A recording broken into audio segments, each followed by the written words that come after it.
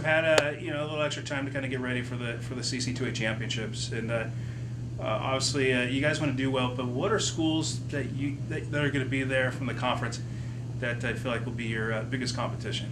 Definitely Chico. UC San Diego is ranked. Pomona will be right in there as well. So those are the top three that we'll be looking at here, come this Saturday. But again, there's 12 to 13 female teams that'll be there. I say that because Cal State San Marcos will be there, but they won't be eligible for finishing until next year. They're on, they have to qualify themselves into the CC2A, the NCAA. But on the men's side, there's 8 programs. So yeah, that's what we're looking at. Those three will kind of be in the mix as far as good teams and good programs. Obviously, you guys want to do well, but with also West Regionals coming up after that.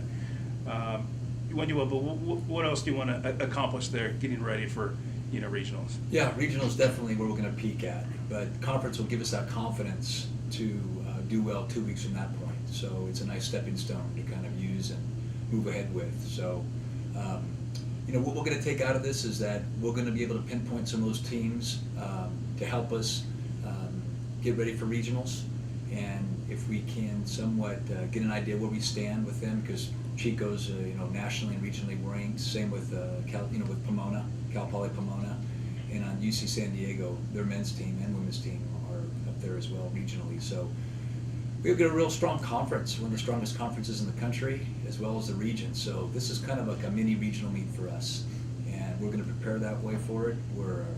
Our kids are on the up and up right now, doing really well, relatively healthy.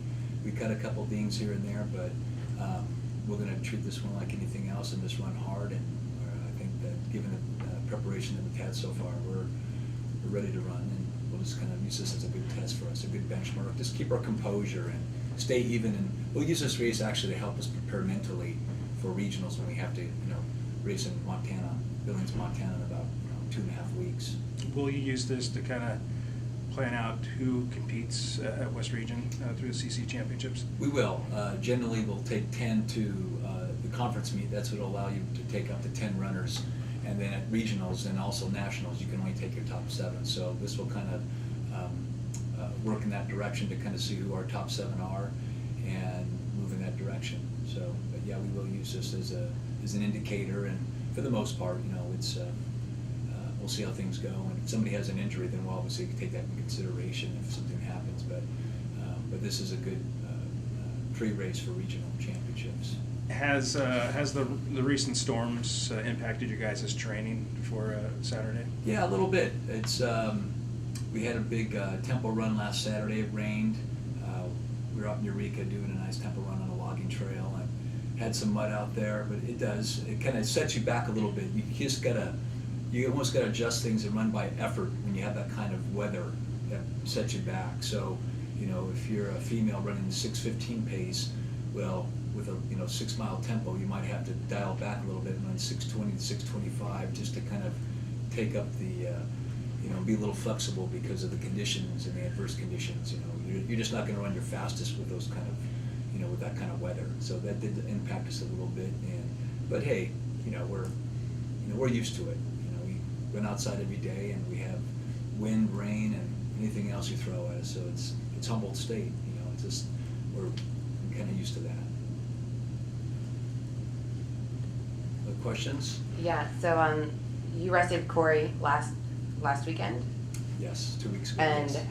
two weeks ago, was it 2 weeks ago already? Yeah, it was our last meet, but yeah, we only got 2 week cycles. But yeah, we rested at some time goes fast. Yeah. How is she doing as far as getting back to 100%? She's doing good.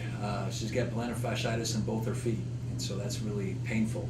And it's kind of, we made that move in order to kind of save her for later. And the women won without her. She's our top runner, so it just gives the whole program some confidence coming into it. And she's Corey's a fighter. She'll give you her best no matter what. And that was apparent when we went to Minneapolis. Her feet were hurting her really badly then, but she still ran, and she did really well. So Shannon Childs has been working on her every day, and her feet are getting better. That's the good news, is that we should improve from this point on. And she's been working her butt off in the gym with just bicycling and ellipticaling and everything else. Some aqua jogging here and there. It's just we're doing everything we can to keep her in shape relative to her feet being recovered. So